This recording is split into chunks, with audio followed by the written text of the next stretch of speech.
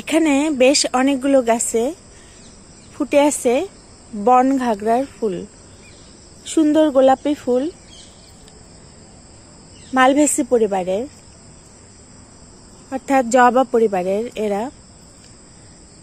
তো এদের ফুল দেখেন যে ছোট্ট জবার মতো।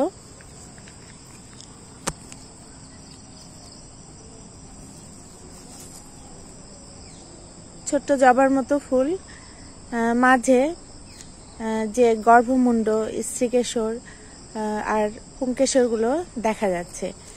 তো এদেরকে বন ঘাগরা বলে বা গোলাপি বন ঘাগরা বলে, যে এদের সুন্দর ফুলের, মেয়েদের সুন্দর ফ্রকের মতো বা ঘাগরার মতো, এই যে পিছন থেকে এরকম।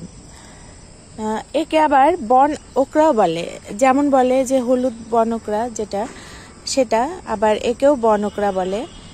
যে এর বীজাধার দেখতে পাচ্ছেন যে এরকম কাঁটাযুক্ত বা তিত আছে এবং সেটা কাপড়ে আটকে যায়, সেজন্য এটার আরেক নাম বন ওকরা। তো ক্যাম্পাসের এই জায়গাটায় যে অনেক ফুল ধরে আছে এই বন ঘাগরাদের।